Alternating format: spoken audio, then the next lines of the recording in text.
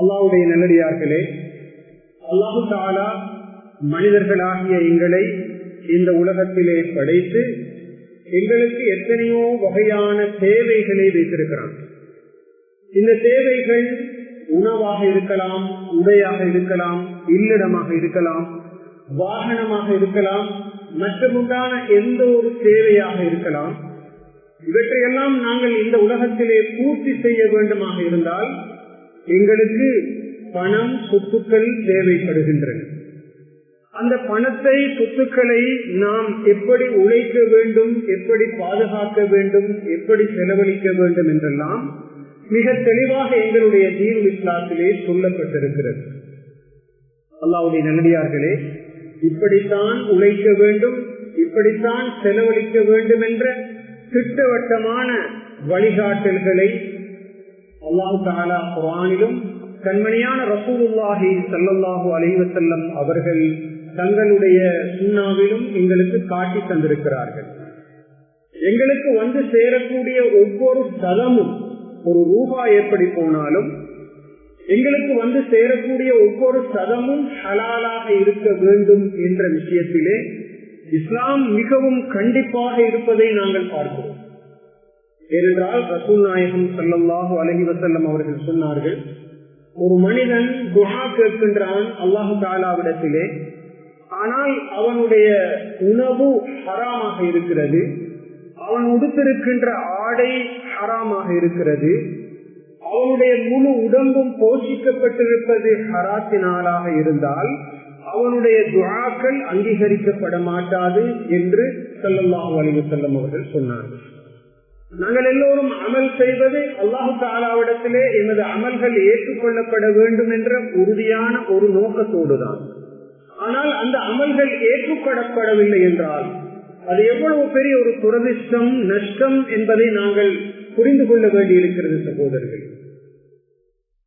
அல்லாஹ்வுடைய நல்லடியார்களே, எமது உடம்பு வளர்க்கப்பட்டிருக்க வேண்டும், ஹலாலினால் மாத்திரம்தான். எமது உடம்பிலே ஓடக்கூடிய ரத்தம் ஹலாலான முறையில் ஓடக்கூடிய ரத்தமாக இருக்க வேண்டும். ஹராமான முறைகளிலே உழைக்கப்பட்ட சொத்துக்களை வைத்துக் கொண்டு நாங்கள் அல்லாஹ் தஆலாவுடைய துஆ செய்வதனால் அந்த துஆக்கள் ஏற்றுக்கொள்ளப்பட மாட்டாது என்பது மிகவும் திட்டவட்டமான ஒரு கட்டளையாக இருக்கிறது. எனவே நாங்கள் யோசிக்க வேண்டும், இப்போது நாங்கள் உடுத்திருக்கின்ற இந்த உடுப்பு, நாம் இன்று காலையில் நேற்று இரவு சாப்பிட்ட அந்த சாப்பாடு, நாங்கள் வசித்துக் கொண்டிருக்கின்ற அந்த வீடு, இது எல்லாம் எங்களுக்கு எந்த முறையில் வந்து சேர்ந்தது? எத்தனையோ முறைகளில் வரலாம். ஒரு மனிதர் எங்களுக்கு கிஃப்டாக, அன்பளிப்பாக ஒரு பொருளை தரலாம், அதனை ஏற்றுக்கொள்ளலாம். அவர் விரும்பி தருகின்ற ஒரு அன்பளிப்பு. இன்னொன்று எங்களுடைய தாய் தகப்பனிடமிருந்து வரக்கூடிய அல்லது வராசத்து சொத்தின் அடிப்படையில் வரக்கூடிய பொருள். அதற்கென்று சில முறைகளை குர்ஆனிலே அல்லாஹ் தஆலா கற்றுத் தந்திருக்கிறான்.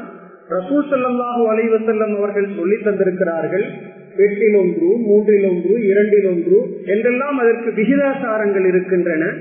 அந்த அடிப்படையில் அது வந்திருக்க வேண்டும். எனவே யாராவது ஒருவர் எங்களுக்கு அன்பளிப்பாக அந்த பொருளை தந்திருக்க வேண்டும், அல்லது அல்லாஹ்வும் ரசூலும் சொல்லி காட்டிய பிரகாரம் அது வாரிசாக எங்களுக்கு கிடைத்திருக்க வேண்டும். அல்லது மூன்றாவதாக நானும் நீங்களும் அனுமதிக்கப்பட்ட முறையிலே அந்த பொருளை நாங்கள் தேடி இருக்க வேண்டும். அல்லாஹ்வுடைய நல்லடியார்களே, அப்படி இல்லாத போது அல்லாஹ் பாதுகாக்க வேண்டும். எங்களுடைய இபாதத்துக்கள் நிராகரிக்கப்படும், எங்களுடைய துஆக்கள் நிராகரிக்கப்படும்.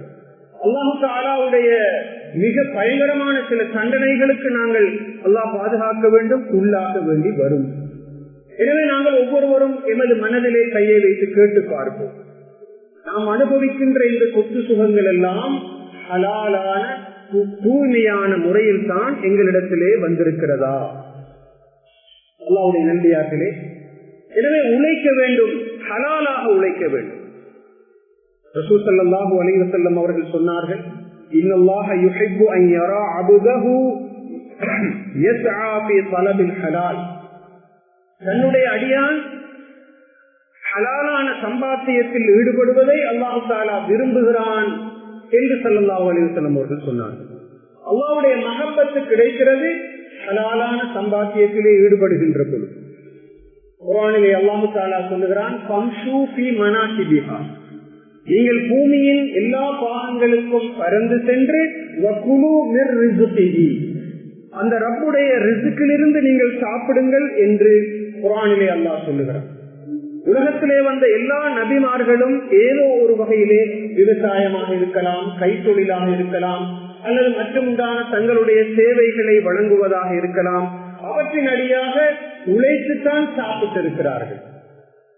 ஏனென்றால் ஸல்லல்லாஹு அலைஹி வஸல்லம் அவர்கள் சொன்னார்கள், மா அகல அஹதுன் தஆமன் கத்து கைரம் மின் அமலி யதிஹி, ஒரு மனிதன் சாப்பிடக்கூடிய சாப்பாடுகளிலே மிகவும் சிறந்தது மற்றவர்களிடமிருந்து கிடைக்கப்பெற்ற பொருட்களை சாப்பிடுவதல்ல, தன்னுடைய உழைப்பினால், தன்னுடைய அந்த சம்பாத்தியத்தினால் அவன் சாப்பிடுகின்ற அந்த சாப்பாடுதான் மிகவும் சிறந்தது.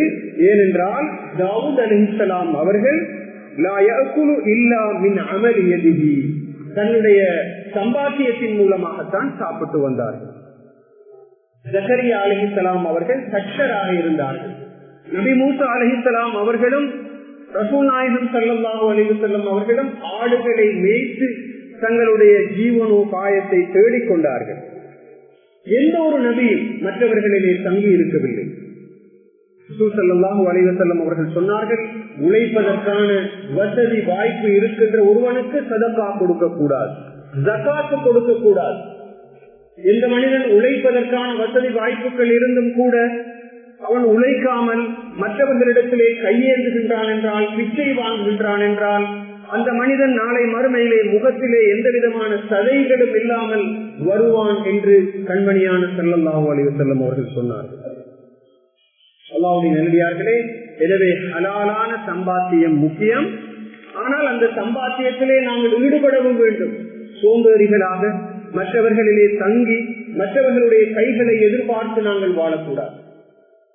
அல்லாஹ்வுடைய நல்லடியார்களே, எனவே ஹலாலான சம்பாத்தியம் என்று வருகின்ற பொழுது அது மிக முக்கியமானது என்று நாங்கள் பார்த்தோம்.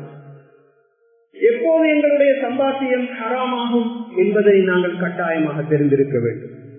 முதலாவது, எங்களுடைய அளவை நிறுவையிலே நாங்கள் மோசடி செய்கின்ற பொழுது, ஒரு கிலோ தானியத்தை விற்பனை செய்கின்றோம், அதிலே ஒரு 5 கிராம்களை குறைத்து கொடுக்கிறோம் என்றால் அந்த சம்பாத்தியம் ஹராமான சம்பாத்தியம்.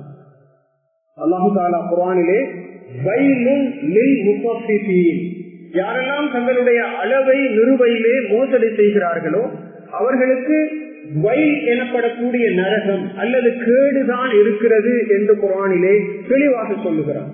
வைல் என்றால் என்ன? ஒரு கருத்தின்படி நரகத்திலே ஓடக்கூடிய ஒரு ஆறு. அந்த ஆறு எப்படிப்பட்டது? நரகவாதிகளுடைய உடம்பிலிருந்து வெளிவரக்கூடிய தேள், இரத்தம் போன்றவற்றினால் ஆன ஒரு ஆறு. அந்த ஆறிலேதான் இந்த அளவை நிறுவையிலே மோசடி செய்யக்கூடியவர்கள் இருப்பார்கள் என்று இந்த குர்ஆனுடைய வசனம் எங்களுக்கு சொல்லுகிறது. அல்லாஹ் பாதுகாக்க வேண்டும். ஒரு பிடவையை அளந்து கொடுக்கின்ற பொழுது, ஒரு தானியத்தை அளந்து கொடுக்கின்ற பொழுது எந்த ஒரு காரணத்தை முன்னிட்டும் அந்த அளவையிலே நிறுவையிலே மோசடி செய்யக்கூடாது. அது அனுப்பிரமாணமானதாக இருந்தாலும் என்பதை நாங்கள் கவனத்திலே கொள்ள வேண்டும். அல்லதீன இதற்காலு அலன்னாசி யஸ்தௌஃபூன், குர்ஆன் சொல்லுகிறது. மற்ற மக்களிடமிருந்து அவர்கள் அளந்து எடுக்கின்ற சந்தர்ப்பத்திலே நிரப்பமாக அளந்து எடுப்பார்கள். ஒரு கிலோ விடவும் சற்று கூடுதலாக எடுப்பார்கள். ஆனால் மற்றவர்களுக்கு அளந்து கொடுக்கின்ற பொழுது அவர்கள் அளவை நிறுவையிலே மோசடி செய்வார்கள், குறைத்து கொடுப்பார்கள். அப்படிப்பட்ட அளவை நிறுவையிலே மோசடி செய்யக்கூடிய வியாபாரிகளுக்குத்தான் இந்த நாட்டம் உண்டாகும் என்று அல்லாஹ் தஆலா குர்ஆனிலே சொல்லி காட்டுகிறார். அல்லாஹ்வுடைய நல்லடியார்களே, உலகத்திலே ஒரு நபி அனுப்பப்பட்டார்கள், ஷுஐப் அலைஹிஸ்ஸலாம். அவர்களுடைய சமூகம் அழிக்கப்பட்டது. அழிக்கப்பட்டதற்கான காரணங்களை அல்லாஹ் தஆலா குர்ஆனிலே சுமார் 10க்கும் மேற்பட்ட இடங்களிலே சொல்லுகிறார். அவர்கள் செய்த வேலை, ஐக்கா எனப்படக்கூடிய ஒரு மரத்தை வணங்கிக் கொண்டிருந்தார்கள், அளவை நிறுவையிலே மோசடி செய்தார்கள், மாத்திரமல்ல வழிப்பறி கொள்ளையிலே அவர்கள் ஈடுபட்டார்கள். நாங்கள் மதியனுக்கு ஷுஐப் என்ற அவர்களுடைய சகோதரரை அனுப்பினோம். அவர் சொன்ன விஷயம் என்ன? நீங்கள் அல்லாஹ் தஆலாவை வணங்குங்கள், நீங்கள் உங்களுடைய அளவை நிறுவையிலே, மீசானிலே, மிச்சியாலிலே, தராசிலே அளந்து கொடுப்பதிலே, அளந்து எடுப்பதிலே நீங்கள் குறைத்து கொடுக்க வேண்டாம். மக்களுடைய சொத்து செல்வங்களை, அவருடைய பொருட்களை நீங்கள் குறைபாடு செய்ய வேண்டாம். நீங்கள் பூமியிலே விஷமம் செய்து கொண்டு திரிய வேண்டாம் என்று அவர்கள் சொன்னார்கள். அந்த சமூகம் கேட்கவில்லை. எனவே பூமி குலுங்கி அந்த சமூகம் அழிந்து விட்டது. அவர்கள் தங்களுடைய வீடுகளிலே எந்த விதமான அசைவும் அற்றவர்களாக, எந்த ஒன்றும் செய்ய முடியாதவர்களாக அப்படியே அழிந்து கிடந்தார்கள் என்று அல்லாஹ் தஆலா குர்ஆனிலே அந்த சமூகத்தினுடைய அழிவை பற்றி சொல்லி காட்டுகிறார்.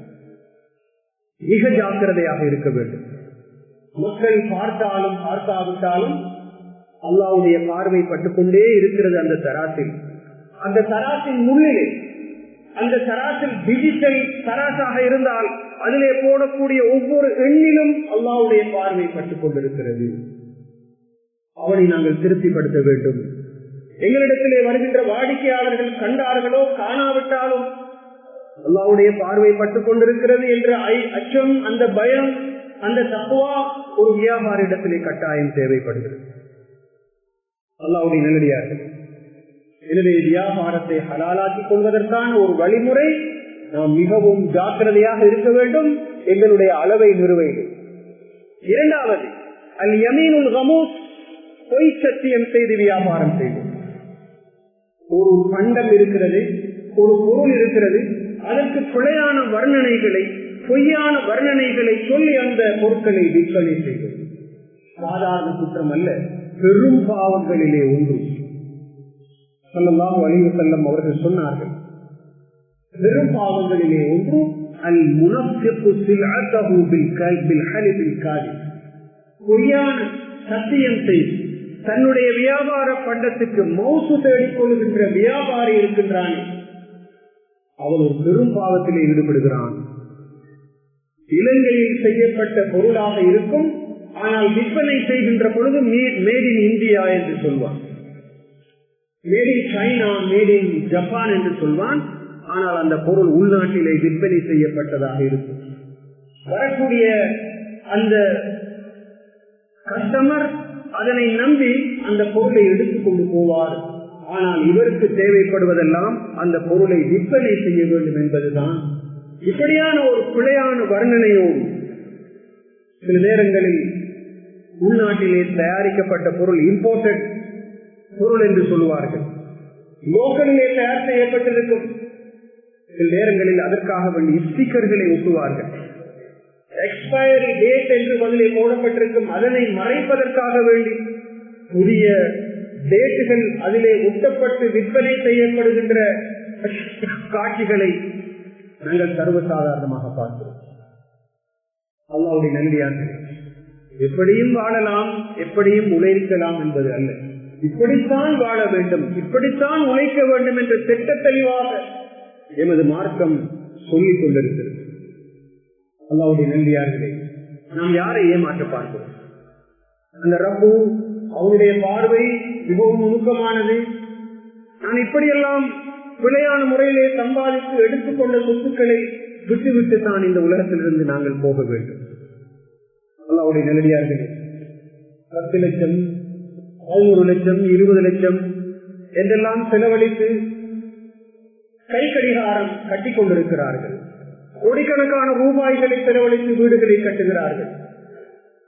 ஹேண்ட்போன்களை எத்தனையோ லட்சம் கொடுத்து வாங்கி பாவித்துக் கொண்டிருக்கிறார்கள். அது ஒரு வகையில் ஆடம்பரம்.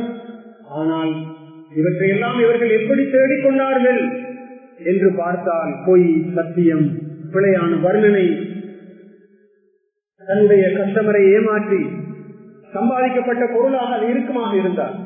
அல் யமீனுல் கமூஸ், அல் யமீனுல் கமூஸ் என்றால் என்ன? நரகத்துக்குள் ஒரு மனிதனை அமிழ்த்தி எடுக்கின்ற சத்தியம். சாதாரணமான சத்தியம் அல்ல.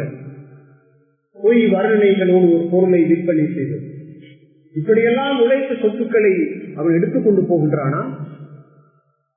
அவன் இந்த உலகத்தை விட்டு போகின்ற பொழுது இந்த உலகத்திலே இருக்கின்ற மிகவுமே பெருமதி குறைந்த ஒரு வெள்ளை துணியை மாத்திரம்தான் எடுத்துக்கொண்டு போவான்.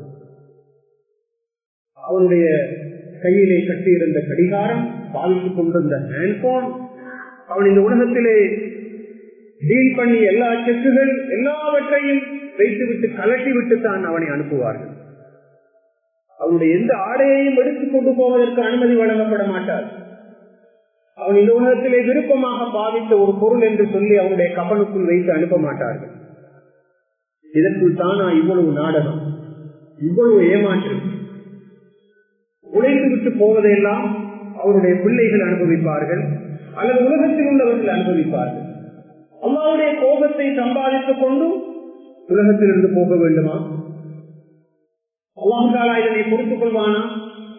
எப்படியும் வாழலாம் என்று வாழுவதா? அல்லாஹ் பாதுகாப்பு. அல்லாஹ்வுடைய நல்லடியார்கள். மூன்றாவது லஞ்சம், பிரைபரி. எப்படியாவது உழைக்க வேண்டும் என்பதற்காக வேண்டி ஏற்று இறக்குமதிகளின் போது அல்லது அதிகாரிகள் வந்து எங்களை பிடித்துக் கொள்வார்கள் என்ற பயத்திலே அவர்களுக்கு லஞ்சம் கொடுத்து தப்பித்துக் கொள்கின்ற, உழைத்துக் கொள்கின்ற வழிமுறை இன்று சர்வசாதாரணமாக இருந்து வருகிறது. ஸல்லல்லாஹு அலைஹி வஸல்லம் அவர்கள் சொன்னார்கள், லஅன ரசூலுல்லாஹ் அர்-ராஷி வல் முர்தஷி. லஞ்சம் கொடுப்பவனையும் லஞ்சம் எடுப்பவனையும் ரசூலுல்லாஹ் ஸல்லல்லாஹு அலைஹி வஸல்லம் அவர்கள் சபித்திருக்கிறார்கள். சாபம். இது ரசூல் ஸல்லல்லாஹு அலைஹி வஸல்லம் அவர்கள் பிறந்த மாதம். அவர்களை புகழ்வதற்காக எத்தனையோ ஏற்பாடுகள், அவருடைய பெயரிலே எத்தனையோ நிகழ்ச்சிகள். ஆனால் அவர்கள் சிலரை சபிக்கிறார்கள். சபிக்கப்பட்டவர்களில் ஒருவர் யார்? லஞ்சம் எடுப்பவன், லஞ்சம் கொடுப்பவன். அந்த நபியை புகழ்வதற்கு என்ன தகுதி எங்களுக்கு இருக்கிறது? அந்த நபி சொல்லுகிறார்கள், நீ என்னை சேர்ந்தவன் அல்ல, என்னுடைய சாபம் உனக்கு என்று சொல்கிறார்கள். நாங்கள் அந்த நபியினை புகழ்ந்து கொண்டிருக்கிறோம். எவ்வளவு பெரிய முரண்பாடு சகோதரர்களே, பெரியார்கள். லஅன ரசூலுல்லாஹ் அர்-ராஷி வல் முர்தஷி. லஞ்சம் கொடுப்பவனையும் லஞ்சம் எடுப்பவனையும் ரசூல் ஸல்லல்லாஹு அலைஹி வஸல்லம் அவர்கள் சபித்திருக்கிறார்கள். ஹதீஸ் முஸ்னத் அஹ்மதிலே பதிவு செய்யப்பட்டிருக்கிறது. அதற்கு மேலால் நாங்கள் பார்ப்போம், குர்ஆனிலே அல்லாஹ் சொல்லுகிறான், லா தஅகுலு அம்வாலக்கும் பைனக்கும் பில் பாத்தில் வதுலு பிஹா இலல் ஹுக்காம் லிதஅகுலு ஃபரீகன் மின் அம்வாலின் நாஸ். நீங்கள் உங்களுக்கு மத்தியிலே சொத்து செல்வங்களை பிழையான முறையிலே, அநியாயமான முறையிலே, சட்டத்துக்கு புறம்பான முறையிலே சாப்பிடாதீர்கள். சட்டத்துக்கு புறம்பாக மக்களுடைய மனசை எல்லாம் ஆத்திரப்படுத்தி கோபப்படுத்தி, இப்படித்தானே இன்று சம்பாத்தியம் நடைபெறுகிறது. பெரும்பாலும் பாத்திலான முறையிலே, ஹக்கான முறையிலே நான் சம்பாதிக்க வேண்டும். ஒரு உணவு கவனம் தொண்டைக்குள் இறங்குவதாக இருந்தாலும் அது ஹலாலான முறையிலே இறங்குகின்ற உணவு கவனமாக இருக்க வேண்டும் என்பதை ஊர்ஜிதப்படுத்திக் கொள்ள வேண்டும். எவ்வளவு அழகாக இந்த குர்ஆனுடைய வசனம் வருகிறது. நீங்கள் உங்களுடைய கையிலே இருக்கின்ற சொத்து செல்வங்களை உங்களுடைய ஆட்சியாளர்கள், பொறுப்புதாரிகள் லஞ்சமாக கொடுத்து நீங்கள் மக்களுடைய சொத்துக்களில் ஒரு பகுதியை சாப்பிட விரும்புகிறீர்கள். இவ்வளவு அழகா அல்லாஹ் தஆலா சொன்னார். லஞ்சம் கொடுப்பவனுடைய நோக்கம் என்ன? லஞ்சம் கொடுப்பது பொறுப்புதாரிகளுக்கு, போலீசாருக்கு, ஆட்சியாளர்களுக்கு, கஸ்டம்ஸ் ஆபீசருக்கு, இப்படிப்பட்டவர்களுக்கு கொடுப்பது, லஞ்சத்தை கொடுப்பது. கொடுப்பதனூடாக நோக்கம் என்ன? லிதஅகுலு ஃபரீகன் மின் அம்வாலின் நாஸ். மக்களுடைய சொத்து செல்வங்களில் இருந்து ஒரு பகுதியை நீங்கள் சாப்பிட்டுக் கொள்வதற்கு. லஞ்சம் கொடுப்பதனுடைய நோக்கம் எனக்கு வருமானம் வர வேண்டும். எத்தனையோ பேருடைய வயிற்றிலே அடித்துத்தான் நான் லஞ்சத்தின் மூலமாக பெறப்பட்ட வருமானத்தை சாப்பிடுகின்றேன் என்றால் அது ஒரு நெருப்பு, அது நரக நெருப்பு. அதனை நாங்கள் எந்த அளவு தூரம் பயந்து கொண்டிருக்கிறோம் என்பதை நாங்கள் பார்க்கிறோம். அல்லாஹ்வுடைய நல்லடியார்களே, மீண்டும் மீண்டும் சொல்ல வேண்டியிருக்கிறது, நாம் முஸ்லிம்கள் அல்லாஹ்வை ஏற்றவர்கள், கியாமத்தை நம்பியவர்கள், மௌத்துக்கு பின்னால் ஒரு வாழ்க்கை இருக்கிறது என்று நம்பியவர்கள். எமது வாழ்க்கைக்கும் முஸ்லிம் அல்லாதவர்களுடைய வாழ்க்கைக்கும் இடையிலே மலைக்கும் மடுவுக்கும் இடைப்பட்ட வித்தியாசம் இருக்கிறது. அவர்கள் எப்படியும் வாழுவார்கள். ஹலால் ஹராம் என்பதனை பற்றி எந்த கவலையும் அவர்களுக்கு இல்லை. துனியா சிஜ்னுல் மூமின் வ ஜன்னத்துல் காஃபிர். காஃபிருடைய சுவர்க்கம் உலகம், மூமினுடைய சிறைக்கூடம் என்று ஸல்லல்லாஹு அலைஹி வஸல்லம் அவர்கள் சொன்னார்கள். ஹலாலான முறையிலே உழைத்தால் அது பரக்கத்து இருக்கிறது. சில நேரங்களிலே அதிலே சில அசௌகரியங்கள், சில பிரச்சனைகள் வரத்தான் செய்யும். அல்லாஹ்வுடைய நல்லடியார்களே சொல்லுவார்கள், திடீரென்று ஒருவன் பணக்காரன் ஆகிவிட்டானா என்றால் கொஞ்சம் யோசித்து பார்க்க வேண்டும். அவன் பெரும்பாலும் போதை வஸ்துக்களை கடத்தி வந்து வியாபாரம் செய்ததனால் ஏற்பட்ட வருமானத்தினால் அப்படி அவனுக்கு நடந்திருக்கும் என்று சொல்லக்கூடிய அளவுக்கு அந்த போதை வஸ்து வியாபாரத்திலே சிலர் ஈடுபடுகிறார்கள். அல்லாஹ்வுடைய நல்லடியார்களே, சில வருஷங்களுக்கு முன்னால் இந்த ஜெயிலிலே ஒரு ஆய்வு செய்து பார்த்தார்கள். சில வருஷங்களுக்கு முன்னால் அந்த ஜெயிலிலே, சிறைகளிலே இருக்கக்கூடியவர்களிலே 21% முஸ்லிம்கள். இந்த நாட்டிலே நாங்கள் 9% வாழுகிறோம். 9% அல்லது 10% வாழுகிறோம். பல்கலைக்கழகத்திலே எமது விகிதாச்சாரம் அந்த அளவு அடையவில்லை. ஆனால் ஜெயிலிலே 100 பேர் இருப்பார்களாக இருந்தால் அவர்களிலே 21 பேர் முஸ்லிம். கொலை, கடத்தல், லஞ்சம், ஏமாற்று என்று எந்தெந்த விஷயங்கள் குர்ஆனிலே கண்மணியான ஸல்லல்லாஹு அலைஹி வஸல்லம் அவர்களால் தடை செய்யப்பட்டிருக்கிறதோ அவற்றை செய்யக்கூடியவர்களாக முஸ்லிம்கள் மாறியிருக்கிறார்கள் என்பது மிக கவலையான விஷயம். இந்த நாட்டுக்கு முஸ்லிம்கள் வந்தது வியாபாரிகளாக. அரசர்கள் முஸ்லிம்களை மிகவும் சந்தோஷமாக வரவேற்றார்கள். காரணம், முஸ்லிம்களிடத்தில் இருந்த வியாபார ஆற்றல், திறமை, அந்த ஸ்கில் இன்றும் அது இருக்கிறது. எந்த ஒரு டவுனுக்கு போனாலும் முஸ்லிம்களுடைய கடைகள் அதிகமாக இருக்கும். அல்லாஹ் தஆலா அவர்களுக்கு கொடுத்த ஒரு திறமை. ஆரம்பத்திலே அவர்கள் மிகவும் நீதியாக, நியாயமாக இருந்ததனால் இந்த நாட்டிலே இருந்த ராஜாக்கள், பிரிட்டிஷாருக்கும் ஒல்லாந்தர்களுக்கும் போர்த்துகேயர்களுக்கு முன்னால் வாழ்ந்த ராஜாக்கள் முஸ்லிம்களை நம்பினார்கள். அவர்களுக்கு காணிகளை கொடுத்தார்கள், நிறைய உதவி செய்தார்கள், இந்த நாட்டிலே வாழ்வதற்கான அனுமதியை கொடுத்தார்கள். ஆனால் காலப்போக்கிலே நாம் துரோகிகளான வியாபாரிகளாக மாறிவிட்டோம். இந்த இடத்திலே இருந்து சொல்வதிலே எந்த வெட்கமும் கிடையாது சகோதரர்களே.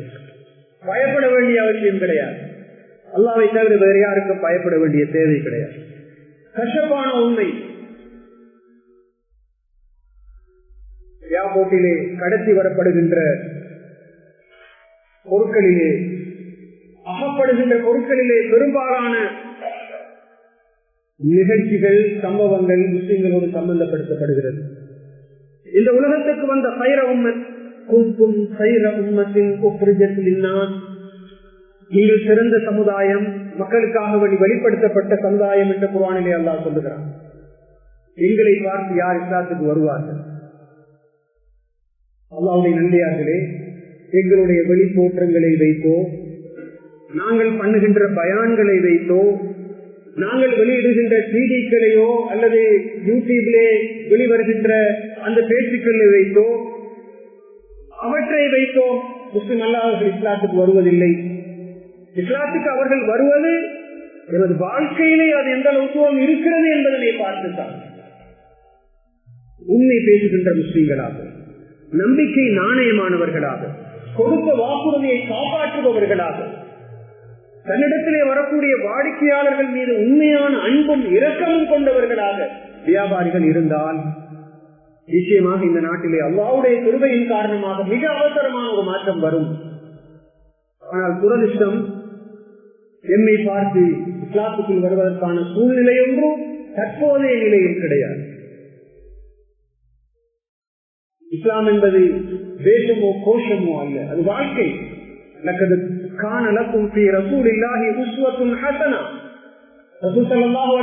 அவர்களிடத்திலே உங்களுக்கு நல்ல முன்மாதிரி இருக்கிறது என்று குர்ஆனிலே அல்லாஹ் சொல்கிறான். அவர்கள் பிறந்த மாதத்திலே இருக்கிறோம். அவர்கள் ஹதீஜா நாயகி ரலியல்லாஹு அன்ஹா அவர்களோடு அவர்களுடைய சொத்துக்களை எடுத்து ஷாமுக்கு வியாபாரத்துக்கு போனார்கள். அந்த வியாபாரத்தில் அவர்கள் காட்டிய நீதி நியாயத்தின் காரணமாக, நம்பிக்கையின் காரணமாக விதவையான அந்த பெண், கோடீஸ்வரனான அந்த பெண் 25 வயது வாலிபரை திருமணம் முடித்து தன்னுடைய சொத்துக்கள் எல்லாவற்றையும் அவருடைய தாவாவுக்காக வேண்டி கொடுத்தார்கள் என்றால் ஸல்லல்லாஹு அலைஹி வஸல்லம் அவர்களுடைய நம்பிக்கை நாணயம் எப்படி இருந்திருக்கும் என்று சிந்தித்து பார்ப்போம். குறைஷி காபிர்களால் எல்லா வகையான குற்றச்சாட்டுகளையும் முன்வைக்க முடிந்தது. ஆனால் ஸல்லல்லாஹு அலைஹி வஸல்லம் அவர்களுடைய நம்பிக்கை நாணயத்திலே கை வைக்கவே முடியாத அளவுக்கு அவர்கள் சிறந்த வியாபாரி, சிறந்த குடும்பத்தன், சிறந்த பக்கத்து வீட்டான். முஸ்லிம் என்பவன் நடமாடும் குர்ஆனாக, நடமாடும் ஹதீஸாக இருந்தால் இந்த நாட்டிலே நிச்சயமாக அல்லாஹ்வுடைய கிருபையினால் இஸ்லாத்தை தழுவுவர்களுடைய தொகை அதிகரிக்கும். இந்தோனேஷியா, மலேசியா போன்ற நாடுகள் ஆரம்பத்திலே முஸ்லிம்களை முஸ்லிம்கள் அங்கு இருக்கவே இல்லை. ஆனால் இந்த 27 கோடி முஸ்லிம்கள் இந்தோனேஷியாவிலே வாழ்கிறார்கள் என்றால் அங்கு யாரும் படையெடுத்து போகவில்லை, யுத்தம் செய்யவில்லை. அங்கு சென்றவர்கள் 2 பேர் மாத்திரம்தான். ஒன்று நல்ல சூஃபி மகான்கள், ஆன்மீக பெரியார்கள், இரண்டாவது நம்பிக்கையும் நாணயமும் மிக்க வியாபாரிகள். அதனால் அந்த மக்கள் கடந்த காலத்திலே ஜாஹிலியத்திலே இருந்தார்கள். கேட்டார்கள், நீங்கள் இவ்வளவு அழகாக வாழுகிறீர்கள், சிறந்த முன்மாதிரியான வாழ்க்கை, வியாபாரத்திலே கொடுக்கல் வாங்கலிலே மக்களோடு பழகுகின்ற பொழுது, புழங்குகின்ற பொழுது எவ்வளவு அழகாக நடந்து கொள்கிறீர்கள், உங்களுடைய மார்க்கத்தை எங்களுக்கு சொல்லித்தாருங்கள் என்று கேட்டார்கள். அல்லாஹ்வுடைய கிருபையினால் அந்த தீன் கோடிக்கணக்கான மக்கள் இன்று வாழக்கூடிய அளவுக்கு ஒரு நாடாக இந்தோனேஷியா மாறி இருக்கிறது. நல்ல வியாபாரிகள். இஸ்லாத்துக்கும் மற்ற மக்கள் வருவதற்கான வேலியாக நாங்கள் இருக்கிறோம், மற்றவர்கள் வருவதற்கான ஒரு தடையாக நாங்கள் இருக்கிறோம். அல்லாஹ் தஆலா இதனை பொறுத்துக் கொள்வானா? வியாபாரம் என்றால் அது முஸ்லிம்களோடு தான் செய்ய வேண்டும் என்ற சூழ்நிலை உருவாக வேண்டும். அரசியல்வாதியா, அது ஒரு முஸ்லிம் அரசியல்வாதிக்குத்தான் வாக்கு கொடுக்க வேண்டும், அந்த அளவு தூரம் நியாயமானவர், சமுதாயத்தின் மீது இரக்கமுள்ளவர் என்ற ஒரு நிலை இந்த நாட்டிலே உருவாக வேண்டும். எனது வீட்டை ஒரு முஸ்லிமுக்குத்தான் வாடகைக்கு கொடுப்பேன் என்ற ஒரு சூழ்நிலை உருவாக வேண்டும்.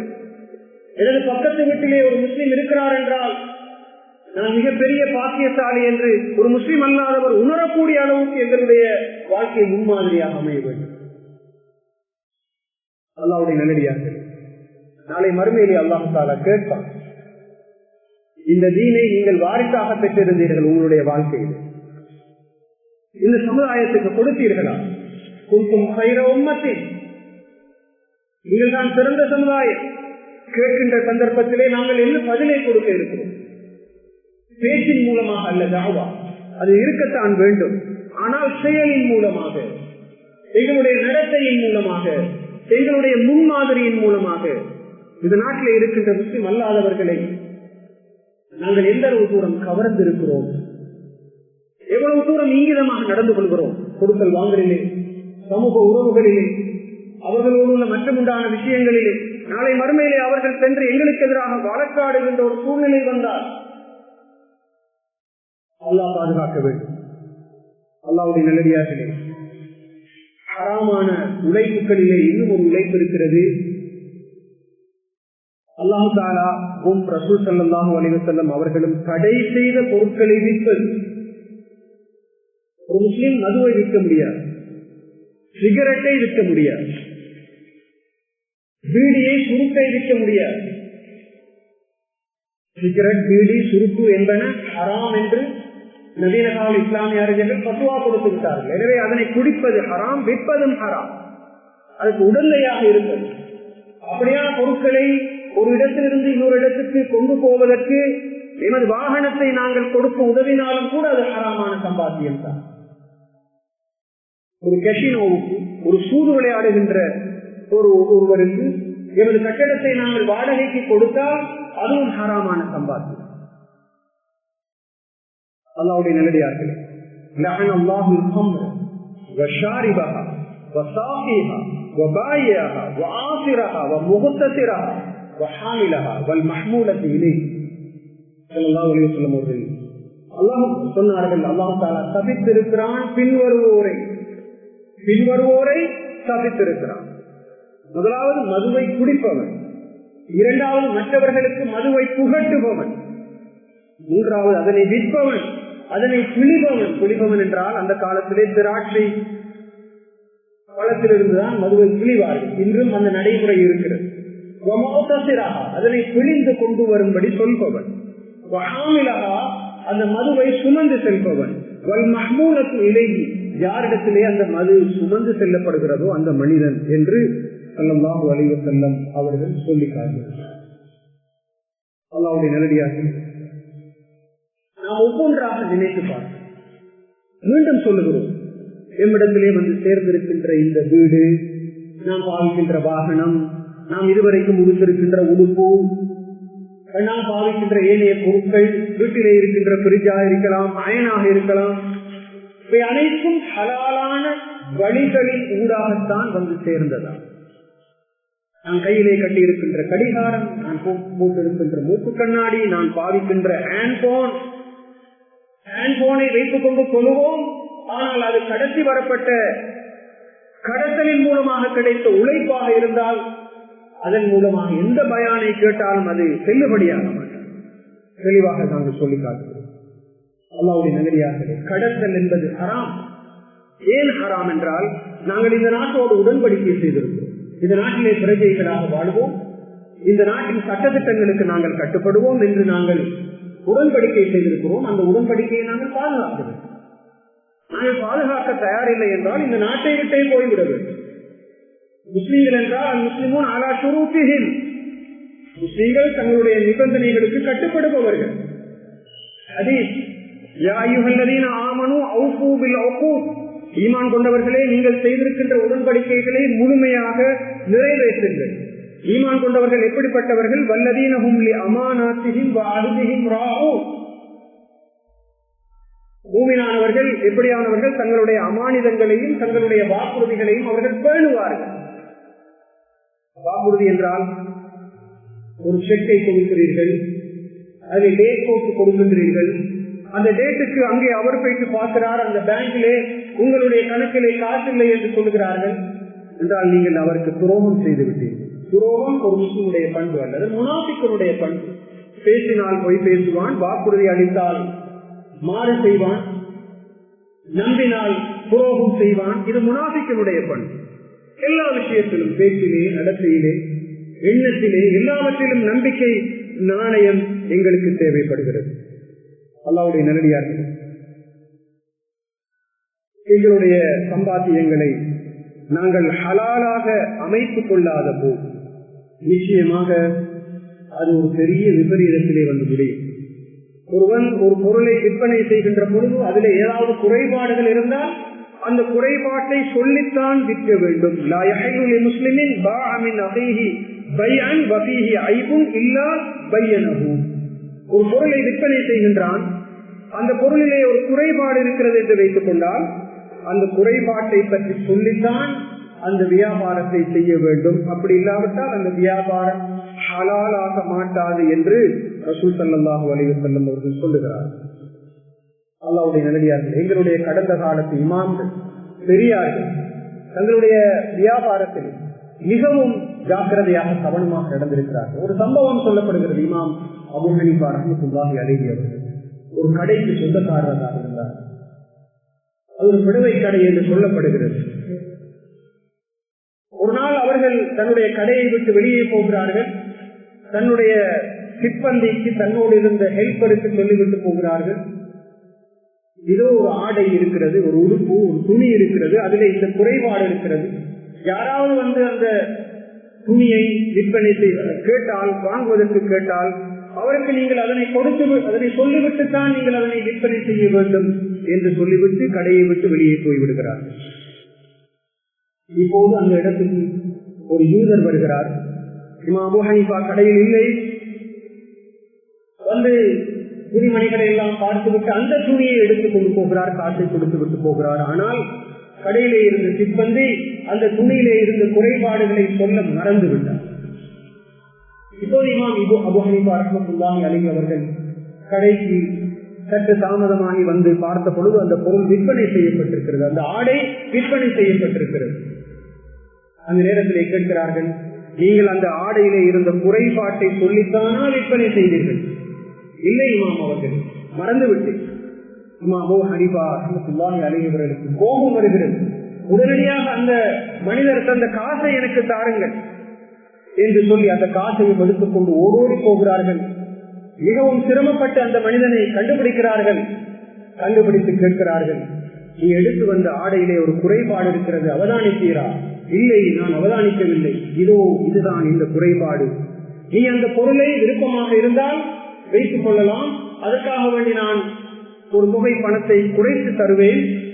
அப்படி இல்லாவிட்டால் அந்த பொருளை எனக்கு நீ திருப்பித்தா நான் உனது பணத்தை தருகிறேன் என்று இமாம் அவர்கள் சொல்லுகிறார். அப்போது அந்த மனிதர் சொல்லுகிறார், நான் ஒரு யூதர், நீங்கள் ஒரு முஸ்லிம் என்று எனக்கு தெரியுது. இப்போது நான் உங்களுடைய கடையிலே கொடுத்து விட்டு வந்த அந்த தாள் போலியான நாணயம், போலியான நாணயத்தாளைத்தான் நான் கொடுத்து இந்த பொருளை வாங்கி வந்தேன். ஆனாலும் உங்களுடைய இந்த நியாயத்தையும் அன்பையும் இந்த நம்பிக்கையை பார்க்கின்ற பொழுது உங்களுடைய மார்க்கத்திலே இவ்வளவு அழகாக விஷயங்கள் சொல்லப்பட்டிருக்கிறதா என்பதை நினைத்து நான் ஆச்சரியப்படுகின்றேன். எனவே நீங்கள் அந்த காசை எனக்கு தாருங்கள், அது போலி நாணயம். இப்போது இந்த பொருளை உங்களுக்கு நான் தருகிறேன், லா இலாஹ இல்லல்லாஹ் முஹம்மது ரசூலுல்லாஹ் என்று சொல்லி அவர் இஸ்லாத்தை தழுவுகிறார். அல்லாஹ்வுடைய நல்லடியார்களே, இப்படித்தான் எங்களுடைய வியாபாரிகள் வியாபாரம் செய்து இஸ்லாத்தை பரப்பி இருக்கிறார்கள். இதுதான் எங்களுடைய வியாபாரிகளுடைய முன்மாதிரி. நாம் எந்த அளவு தூரம் இவற்றை எல்லாம் பின்பற்றுகிறோம் என்று நாங்கள் சிந்தித்து பார்ப்போம். எவ்வளவுதான் உங்களுடைய கடைக்கு பல்புகளை போட்டு, அழகான வாக்கைகளை அடித்து, கொலோன் அடித்து, ஏசி போட்டு வாடிக்கையாளர்களை நீங்கள் அழைத்தாலும் அதிலே பறக்கத்து வரப்போவதில்லை. அந்த வியாபாரியுடைய நாவிலே நம்பிக்கையும் நாணயமும் அன்பும் இரக்கமும் பாசமும் அல்லாஹ்வை பற்றிய பயமும் இருந்தால் நிச்சயமாக அல்லாஹ் அதிலே பறக்கத்தை தருவோம். அல்லாஹ்வுடைய நல்லடியார்களே, அந்த வகையில் நாம் பதுக்கல் செய்யக்கூடாது, கலப்படம் செய்யக்கூடாது, மற்றவர்களுடைய சொத்துக்களை வீணாக அபகரிக்க கூடாது போன்ற அந்த விஷயங்கள் எல்லாவற்றையும் நாங்கள் கவனத்திலே கொள்ள வேண்டும். ஸல்லல்லாஹு அலைஹி வஸல்லம் அவர்கள் சொன்னார்கள், உங்களுடைய இரத்தங்களும் உங்களுடைய சொத்து செல்வங்களும் உங்களுடைய மானம் மரியாதையும் உங்களுக்கு ஹராமாகும். இந்த நாள் எப்படி ஹராமாக இருக்கிறதோ என்று அரபாவுடைய நாளை பார்த்து சொல்லி காட்டினார். எமது துஆக்கள் அங்கீகரிக்கப்பட வேண்டுமா? எமது சம்பாத்தியம் ஹலாலாக இருக்க வேண்டும் என்பதை நாங்கள் கவனத்திலே கொள்ள வேண்டும். எனவே அந்த வகையில் நாம் சம்பாதித்திருக்கின்ற பொருட்கள் எல்லாவற்றை ஹலாலான முறையில் சம்பாதிப்போமா என்ற அந்த கேள்வியை கேட்டுக் கொள்கின்ற அதே நேரத்திலே இவ்வாறு சம்பாதித்தவர்கள் ஏழைகளுக்கு கட்டாயம் கொடுக்க வேண்டும், இல்லாவிட்டால் அதுவும் ஹராமாக மாறிவிடும். ஜகாத்தை மிகச் சரியாக கணிப்பிட்டு அதற்கே உரிய அளவுகளிலே அந்த நிசாபு அந்த அளவை பார்த்து கொடுக்காத போது அந்த சொத்து எங்களிடத்திலே இருக்கின்ற பொழுது அதுவும் ஹராமான சொத்து, துஆக்கள் அங்கீகரிக்கப்பட மாட்டார். அல்லாஹ்வுடைய நல்லடியார்களே, தற்போது பொருளாதார ரீதியான நெருக்கடிகள் இந்த நாட்டிலே இருந்து கொண்டிருக்கின்றன என்பதை நாங்கள் நன்கு அறிவோம். அந்த வகையில் ஜகாத்தை நாங்கள் வெளிப்படுத்த வேண்டும். சில பள்ளிவாயல்களிலே அந்தந்த பிரதேசங்களிலே இருக்கின்ற ஏழைகளுக்கு ஏதாவது இந்த உலர் உணவுகள் ட்ரை ரேஷன்ஸ் என்பன சென்று அடைவதற்கான சில ஏற்பாடுகளை செய்திருக்கிறார். உங்களுக்கு தெரியும், கொழும்பில் இருக்கின்ற ஜாவத்தையில் இருக்கின்ற பள்ளிவாயலிலே ஒரு அழகான ஏற்பாடு செய்யப்பட்டிருக்கிறது. சீனி, பருப்பு, வெங்காயம், வெள்ளைப்பூடு என்றெல்லாம் யாரெல்லாம் அந்த பிரதேசத்தை சேர்ந்தவர்கள் சேவையுடையவர்களாக இருக்கிறார்கள் அவர்கள் வந்து தங்களுடைய பெயர்களை பதிவு செய்து எடுத்துக்கொண்டு போக முடியும் என்ற ஒரு ஒழுங்கை அந்த பள்ளிவாயை நிர்வாகம் செய்திருக்கிறது. மாஷா அல்லாஹ், முஸ்லிம்கள் மாத்திரமல்ல, முஸ்லிம் அல்லாதவர்களும் அதனால் பயனடைகிறார்கள். பலர் இருக்கிறார்கள் தங்களுடைய சேவைகளை முறைப்பட்டுக் கொள்வதற்கான சந்தர்ப்பம் அவர்களுக்கு இல்லை. குர்ஆன் அவர்களை பொறுத்தவரை மஹ்ரூம் என்று சொல்லி கண்டிருக்கிறது. பயத்தின் காரணமாக, வெட்கத்தின் காரணமாக தங்களுடைய பிரச்சனைகளை முறைப்படுவதற்கு கஷ்டப்படுபவர்கள். எனவே அப்படிப்பட்ட ஏற்பாடுகள் பள்ளிவாயல்களில் இருக்குமாக இருந்தால் அதுவும் கூட ஒரு சிறந்த முன்மாதிரியாக இருக்கும் என்ற விஷயத்தையும் இன்றைய குத்துபாவிலே நாங்கள் ஞாபகப்படுத்த விரும்புகின்றோம். அல்லாஹ்வுடைய நல்லடியார்களே, இது ரபீஉல் அவ்வல் மாதம், ஸல்லல்லாஹு அலைஹி வஸல்லம் அவர்கள் பிறந்த மாதம். அவர்களை பற்றி மிகவும் அதிகமாக பேசப்படுகிறது. அவர்களுடைய ஒரு பகுதியை பற்றி மாத்திரம்தான் என்று நாங்கள் பேசுவோம். அதுதான் இந்த நம்பிக்கை நாணயமாக வியாபார கொடுக்கல் வாங்கல்களில் ஈடுபடுவது அது அவர்களுடைய ஒரு முன்மாதிரியாக இருக்கிறது. அந்த வகையில் எங்களுடைய துஆக்களை அங்கீகரித்துக் கொள்வதற்கும் அல்லாஹ்விடத்திலே நெருங்குவதற்கும் மனிதர்களுடைய அன்பையும் இரக்கத்தையும் பெற்றுக் கொள்வதற்கும் தஅவாவை சிறந்த முறையில் செய்வதற்கும் வல்ல நாயன் எம் அனைவருக்கும் அருள் பாலிப்பானாக. யா அல்லாஹ் எங்களுடைய பாவங்களை மன்னித்தருள்வாயாக. எங்களுடைய சம்பாத்தியங்கள் அனைத்தையும் ஹலாலாக அமைத்துக் கொள்வதற்கான சந்தர்ப்பத்தை